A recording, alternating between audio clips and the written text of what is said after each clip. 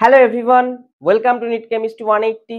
আশা করছি তোমাদের আগামীকাল যে কেমিস্ট্রি এক্সাম হতে চলেছে ক্লাস 11 ফার্স্ট সেমিস্টারে, তার প্রিপারেশন খুব ভালো চলছে এবং আমার ভিডিওতে তোমরা ভালো রেসপন্স দিয়েছো। আশা করছি ভিডিওগুলি তোমাদের জন্য হেল্পফুল। তো আজকে আমি তোমাদের যে গোটা সিলেবাস আছে, গোটা যে 6টা চ্যাপ্টার আছে তোমাদের ক্লাস 11 এ ফার্স্ট সেমিস্টার এক্সামের, তার একটি ফাইনাল সেট, অর্থাৎ প্রত্যেকটা চ্যাপ্টার থেকে বাছাই করে কিছু কিছু টপিকের উপরে কোশ্চেন নিয়ে এসেছি। সেটাই আজকে আমরা সলভ করব এবং আশা করব আমার যে প্লেলিস্ট দেওয়া আছে তোমাদের বেঙ্গলি মিডিয়াম ক্লাস 11 সেমিস্টার 1 2024, সেই প্লেলিস্টে আমি তোমাদের যে ভিডিওগুলো দিয়েছি সেই ভিডিওগুলো যদি তোমরা দেখে যাও, তোমরা ম্যাক্সিমাম নাম্বার অফ কোশ্চেন্স আগামীকাল কমন পেয়ে যাবে।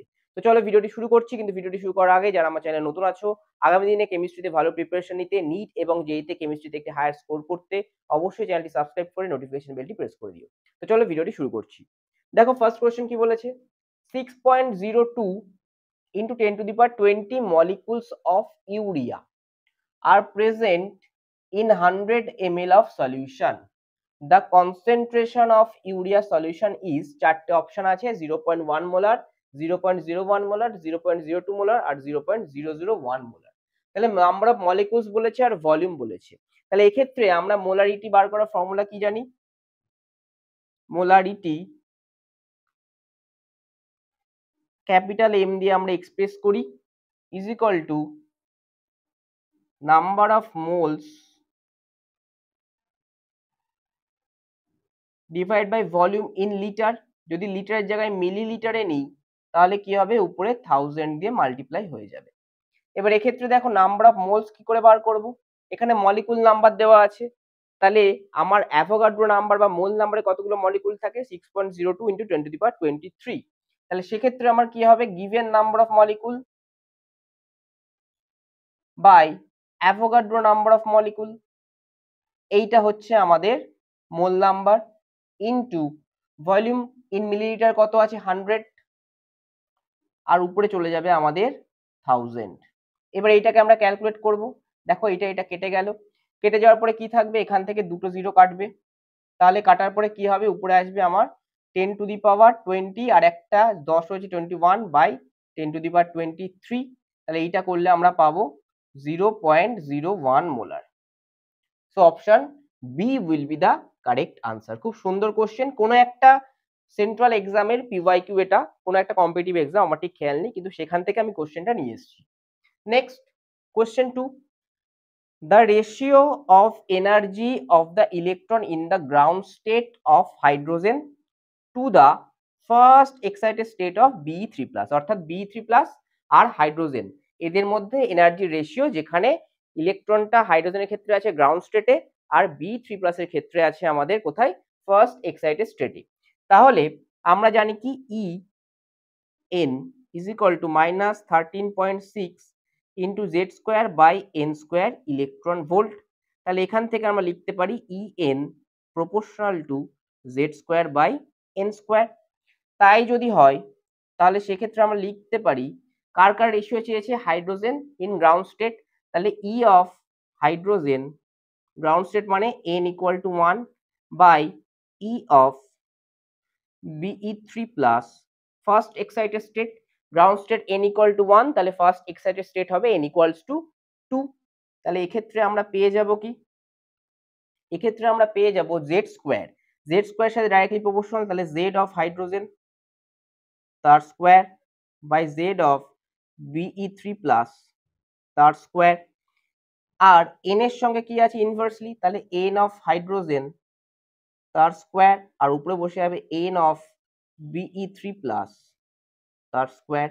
এবার দেখো জেড অফ হাইড্রোজেন কত, আমরা জানি অ্যাটমিক নাম্বার কত হাইড্রোজেনের, পরমাণু ক্রমাঙ্ক বা অ্যাটমিক নাম্বার 1, তাহলে 1 স্কোয়ার তার মানে 1 ইন্টু Be3+ এর কত বলেছে n, ফার্স্ট এক্সাইটেড স্টেট মানে কত, n ইকুয়াল টু কত বসবে এখানে 2, তাহলে 1 ইন্টু 2 স্কোয়ার। Be3+ অর্থাৎ বেরিলিয়াম এর জেড মানে পরমাণু ক্রমাঙ্ক কত, অ্যাটমিক নাম্বার 4 ইন্টু n কত হাইড্রোজেনের, গ্রাউন্ড স্টেট বলেছে, তাহলে এখানে n ইকুয়াল টু কত আসবে 1। তাহলে এইটাকে যদি আমরা করি তাহলে এটা 4, সরি এক্সট্রিমলি সরি, এটা 4 এর স্কোয়ার হবে আর এটা হবে আমাদের 1। তাহলে এইটা ক্যালকুলেট করলে আমরা পেয়ে যাব এখান থেকে, এটা 2 দুগুনি 4 হয়ে যাবে, 2 স্কোয়ার মানে 4, তাহলে একটা 4 আমার কেটে যাবে, তাহলে 1/4, তাহলে আমরা পেয়ে যাব এখান থেকে 1:4। তাহলে আমার ক্যালকুলেশন আনসার কত হবে, option A 1:4। 4. Next, the electrons identified by the quantum numbers n and l. 4টি ইলেকট্রন দেওয়া আছে, n equal to 4, l equal to 1, n equal to 4, l equal to 0, n equal to 3, l equal to 2, n equal to 3, l equal to 1. তাহলে তাদের increasing energy অর্ডারে আমাকে সাজাতে হবে। তাহলে আমরা কি জানি, n প্লাস l যত বেশি হবে এনার্জি তত বেশি হবে। আর n প্লাস l যদি সেম হয় দুটো ইলেকট্রনের ক্ষেত্রে, তাহলে সেক্ষেত্রে যার n বেশি সেক্ষেত্রে এনার্জি বেশি। তাহলে এই দুটো রুল আমাদের মাথায় রেখেই কিন্তু এগোতে হবে। ফার্স্টে আমরা n প্লাস l ক্যালকুলেট করব, যার n প্লাস l বেশি পাবো তার এনার্জি বেশি হবে। যদি দুজনের n প্লাস l বা তিনজনের n প্লাস l সমান হয়ে যায় সেক্ষেত্রে আমরা কি দেখব, n এর ভ্যালু দেখব, যার বেশি হবে শুধুমাত্র সেক্ষেত্রেই তার এনার্জি বেশি হবে। এবারে 1 নম্বরে দেখো কি আছে, 1 নম্বরে আমাদের বলেছে n equal to 4, l equal to 1। তাহলে n প্লাস l কত পেয়ে যাব, n প্লাস l পেয়ে যাব আমরা 5। নেক্সট 2 নম্বরে বলেছে n equal to 4, l equal to 0। তাহলে n প্লাস l পেয়ে যাব কত, 4। 3 নম্বরে বলেছে আমাদের n equal to 3, l equals to 2। তাহলে এক্ষেত্রে n প্লাস l কত পাবো, 5। 4 নম্বরে আমাদের বলেছে n equal to 3, l equals to 1। তাহলে n প্লাস l কত পেয়ে যাব আমরা, দেখো 4। তাহলে তোমরা দেখতে পাচ্ছ এখানে দুটো ভ্যালু আমরা 5 পেয়েছি, কিন্তু দুটো ভ্যালু 5 মানে কি, তাদের এই 2 আর 4 এর থেকে 1 আর 3 এ এনার্জি হায়ার হবে, কারণ তাদের n plus l value higher. এটুকু বোঝা গেল। এবার এই দুজনের মধ্যে কার বেশি হবে, দেখো এখানে n equal to 4 আর এখানে n equal to কত, 3। তাহলে 1 এর এনার্জি সব থেকে হাইয়েস্ট হবে, দেখো 1 সব থেকে হাইয়েস্ট একটা জায়গাতেই আছে। তারপরে কার আসবে, তারপরে আসবে এইটার 3 নম্বর। তারপরে দেখো n equal to 4 দুজনেরই আছে, এর মধ্যে কার হায়ার হবে, যার n হায়ার, দেখো n equal to 4 তাহলে 2। সব থেকে লোয়েস্ট কার হবে, 4 নম্বর। তাহলে option A will be the correct answer. তাহলে আমরা এইভাবে কিন্তু এই ধরনের কোশ্চেনের আনসার খুব সহজেই করে ফেলতে পারবো আমাদের অ্যাটমিক স্ট্রাকচার, মোল নাম্বার, কোয়ান্টাম নাম্বার থেকে, এবং সেখানে বোর্ডের কিছু কোশ্চেনও আমরা কিন্তু সলভ করে ফেললাম। সবকটা টপিক দেখানো সম্ভব নয়, আমরা প্রত্যেকটা টপিক থেকে বেছে বেছে নিয়ে এসেছি, আর আগের ভিডিওগুলোতেও কিছু আমরা দেখিয়েছি, তো সব মিলিয়ে কভার করার চেষ্টা করব। এরপরে কিছু ভিডিও, কিছু কোশ্চেন আমি তোমাদের দেখিয়ে দিচ্ছি। তো আমরা পরের কিছু এমসিকিউ দেখে নেব। দেখো 4 নম্বর কোশ্চেন কি বলেছে, which one of the following atomic or ionic radii order is not correct, অর্থাৎ কোনটা সঠিক নয়। তাহলে অ্যাটমিক আর আয়নিক রেডিয়াই যদি আমরা দেখি, আইসো ইলেকট্রনিক স্পিসিসের ক্ষেত্রে আয়নিক রেডিয়াই কি হয়, আয়নিক রেডিয়াই নেগেটিভ চার্জ বাড়লে বাড়ে, ডাইরেক্টলি প্রপোর্শনাল। আর কি, আর ionic radii inversely proportional to positive charge, অর্থাৎ পজিটিভ চার্জ যদি বাড়ে তাহলে আয়নিক রেডিয়াই কমে। আর আমরা কি জানি, atomic radii across the periodic table গেলে কি হয়, কমে। অ্যাক্রস পিরিয়ড ডিক্রিজেস, অর্থাৎ পিরিয়ডিক টেবিলের অ্যাক্রস গেলে কি হয়, কমে যায়। তাহলে এবার যেখানে আমরা নেগেটিভ চার্জ বেশি দেখবো সেখানে কি হবে, আয়নিক রেডিয়াই হাইয়েস্ট হবে, তাহলে এইটা ঠিক আছে। আর যেখানে পজিটিভ চার্জ দেখবো সেখানে লোয়েস্ট হবে, আর এইটার কি হবে, মাঝামাঝি। তাহলে এইটা তো ঠিকই আছে। নেক্সট 5 প্লাস আর 3 প্লাস, পজিটিভ চার্জ এখানে বেশি, তাহলে আয়নিক রেডিয়াই এখানে লোয়ার হবে, এখানে হায়ার হবে, এটাও ঠিক আছে। Next lithium, beryllium, boron across the period গেলে কি হয়, সাইজ কমে যায়, তাহলে এই অপশনটাও আমার ঠিক আছে। কিন্তু এইখানে দেখো নেগেটিভ চার্জের লোয়েস্ট সাইজ আর সব থেকে বেশি পজিটিভ চার্জ যেখানে, সেখানে হাইয়েস্ট সাইজ, এটা অপোজিট হয়ে গেছে, তাহলে this is not correct. So option B will be the answer. Next, order of first ionization potential of lithium, beryllium, boron and sodium। এইখানে এই অপশনগুলো দেখার আগে আমরা যদি একটু পিরিয়ডিক টেবিলে এদের পজিশনগুলো দেখে নিই, তাহলে কিন্তু আমরা এই আনসারটা খুব সহজেই করে ফেলতে পারবো। দেখো লিথিয়াম, বেরিলিয়াম, বোরন, তাহলে আমরা ফার্স্ট লিখি গ্রুপ 1। গ্রুপ 1 এ যদি পিরিয়ড 2 দেখি, পিরিয়ড 2 তে আছে লিথিয়াম, আর পিরিয়ড 3 তে আছে আমাদের সোডিয়াম। নেক্সট গ্রুপ 2 তে আছে আমাদের বেরিলিয়াম, আর গ্রুপ 13 এ আছে আমাদের বোরন। এবার দেখো অ্যাক্রস দ্য পিরিয়ড গুলো তো আমার বাড়বে, ডাউন দ্য গ্রুপ কমবে, তাহলে সব থেকে কম কার হবে, সব থেকে কম হবে আমাদের সোডিয়ামের। তারপরে কার হবে, তারপরে গ্রুপ 1 এ কে আছে, লিথিয়াম। তারপরে দেখো বেরিলিয়াম আর বোরনের মধ্যে আমার একটা এক্সেপশন কাজ করে, কারণ বেরিলিয়াম হচ্ছে আউটার মোস্ট শেলে 2s2 ফুলফিলড আর বোরনে হচ্ছে 2s2 2p1, তার জন্য বেরিলিয়াম হায়ার দেখায়। তাহলে লিথিয়ামের পরে কে আসবে? বোরন, তারপরে আসবে বেরিলিয়াম। এটা হচ্ছে আমাদের ইনক্রিজিং অর্ডার। ডিক্রিজিং অর্ডার যদি সাজায় তাহলে উল্টো হবে। উল্টো হলে কি হবে? সবার প্রথমে আসবে বেরিলিয়াম, তারপরে আসবে বোরন, তারপরে আসবে লিথিয়াম, তারপরে আসবে sodium. So this one will be the answer. তাহলে বেরিলিয়াম, দেখো বেরিলিয়াম, তারপর আসবে বোরন, এই লিথিয়াম আছে হবে না, তারপর আসবে লিথিয়াম, তারপর আসবে সোডিয়াম। তাহলে option B will be the correct answer. Next question 6, BF3 and NF3 both molecules are covalent, দুজনেই কোভ্যালেন্ট, ঠিক আছে, বাট BF3 is নন পোলার, তার মানে ডাইপোল মোমেন্ট কত? 0 আমরা জানি, বাট NF3 is পোলার, তার মানে ডাইপোল মোমেন্ট গ্রেটার দ্যান 0। তার কারণটা কি? কারণটা বলছে চারটে অপশন দেওয়া আছে, আমাদের অপশন থেকে বেছে বার করতে হবে। বলছি in combined state boron is metal and nitrogen is gas, nitrogen তো গ্যাস কিন্তু বোরন কখনোই মেটাল নয়, তাহলে অপশন এটা আমাদের হবে না।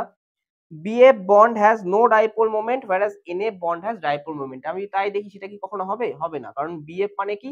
ফ্লুইন হচ্ছে হায়ার ইলেকট্রোনেগেটিভ, তাহলে এখানে ডেল্টা মাইনাস, এখানে ডেল্টা প্লাস, তাহলে এইটা অবশ্যই পোলার এবং এখানে ডাইপোল মোমেন্ট অবশ্যই প্রেজেন্ট আছে, তাহলে নো ডাইপোল মোমেন্ট এই কথাটা ভুল, তাহলে অপশন বিও হবে না। The size of boron is smaller than nitrogen, কখনোই নয়, কারণ বোরন এখানে আছে, নাইট্রোজেন আছে আমার গ্রুপ 15-এ আর গ্রুপ 13-এ আছে বোরন, তাহলে অ্যাক্রস দ্য পিরিয়ড সাইজ কমছে, তাহলে নাইট্রোজেন ছোট হবে, এখানে বলছে বোরন ছোট, এটাও হবে না। নেক্সট কি বলছে? BF3 is planner, NF3 is pyramidal, একদমই তাই। দেখো BF3 কি হয়? এরকম স্ট্রাকচার হয়, প্ল্যানার, আর NF3 কেমন হয়? জাস্ট লাইক NH3, হাইড্রোজেনের জায়গায় ফ্লুরিন চলে আসবে এবং একটা লোন পেয়ার আসবে। তাহলে এইখানে যদি দেখি এটা ডেল্টা মাইনাস, এটা ডেল্টা প্লাস, সিমিলারলি এটাও ডেল্টা মাইনাস, এটাও ডেল্টা মাইনাস, তাহলে এই ডাইপোল মোমেন্ট এদিকে আসবে, এইটার এদিকে আসবে, এইটার এদিকে যাবে, আর এই দুটো রেজাল্টেন্ট এইখানে আসবে, দুটো ক্যান্সেল আউট করে গেলে আমরা কি পেয়ে যাব? মিউ 0। তার কারণ হচ্ছে এটা প্ল্যানার। কিন্তু এইখানে যদি দেখি নাইট্রোজেন আর ফ্লুরিনের মধ্যে ফ্লুরিন মোর ইলেকট্রোনেগেটিভ, তাহলে এইটা নিচের দিকে আসবে, নিচের দিকে আসবে, নিচের দিকে আসবে, আর নাইট্রোজেন লোন পেয়ারটা উপরের দিকে যাবে। এই রেজাল্টেন্টটা নিচে পাবো নাইট্রোজেন ফ্লুরিন, আর উপরে পাবো নাইট্রোজেন লোন পেয়ার। কিন্তু দুটো অপোজিট দিকে হলেও দুটো যেহেতু সেম জিনিসের নয়, একটা নাইট্রোজেন লোন পেয়ারের আর একটা নাইট্রোজেন ফ্লুরিন বন্ডের, তাহলে কিছুটা ক্যান্সেল আউট করবে, বাট এখানে কিছুটা ডাইপোল মোমেন্ট থেকে যাবে।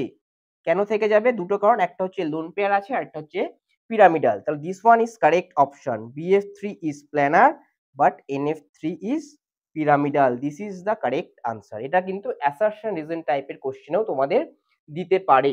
তো এরপরে আমরা এসপি ব্লক এবং কেমিক্যাল বন্ডিং এর যে পার্টগুলো বাকি আছে সেখান থেকে কিছু কোশ্চেন দেখে নেব। তো শেষ কয়েকটি কোশ্চেন আমরা দেখে নেব এমসিকিউ এর। দেখো কি বলেছে, আমাদের বন্ডিং এর শেষ কয়েকটি টপিক এবং এসআরপি ব্লক থেকে আমি নিয়ে এসেছি কিছু question. The structure of XCOF4, চারটে অপশন আছে, tetrahedral, square pyramidal, square planar নাকি অক্টাহেড্রাল। তো আমরা সবার আগে এখানে হাইব্রিডাইজেশন বার করব। XCOF4 হাইব্রিডাইজেশন কি হবে? হাফ ইনটু সেন্ট্রাল অ্যাটম কে আছে? জেনন, আউটার মোস্ট শেলে কটা আছে? 8টা, প্লাস মোনোভ্যালেন্ট অ্যাটম কে আছে এখানে? ফ্লুরিন, অক্সিজেন কিন্তু ডাইভ্যালেন্ট, আমরা মোনোভ্যালেন্ট অ্যাটম কাউন্ট করব, মানে যার ভ্যালেন্সি বা যোজ্যতা 1, কটা আছে? 4টে। চার্জ নেই তাই আর কোনো কাউন্ট করার দরকার নেই, তাহলে এটা আছে আমাদের 6, 6 মানে sp3d2, তার মানে এটা হচ্ছে অক্টাহেড্রাল জিওমেট্রি। এবার যদি আমরা বসাই এখানে, তাহলে এই হচ্ছে সেন্টারে আমাদের এক্সি বসে যাবে, 4 কোণায় 4টে ফ্লুরিন, ডাবল বন্ড ও, আর নিচে একটা লোন পেয়ার। এই হয়ে গেল আমার XCOF4। দেখো এটা স্কোয়ার, তার উপরে পিরামিড আছে, তাহলে square pyramidal, option B will be the correct answer. Next, how would N-N bond distance or O-O bond distance change when N2 changes to N2 plus and O2 changes to O2 plus? তাহলে এখানে আমাদের কি দেখতে হবে? Bond order বার করতে হবে সবার আগে। আমরা জানি bond distance or bond length, bond distance or bond length is inversely proportional to bond order, অর্থাৎ বন্ড অর্ডার যদি আমাদের বাড়ে তাহলে বন্ড ডিস্টেন্স আর বন্ড লেংথ কমে যাবে। আমরা জানি এখানে কি ইলেকট্রন নাম্বার অফ ইলেকট্রনস, আর এখানে হচ্ছে আমাদের বন্ড অর্ডার।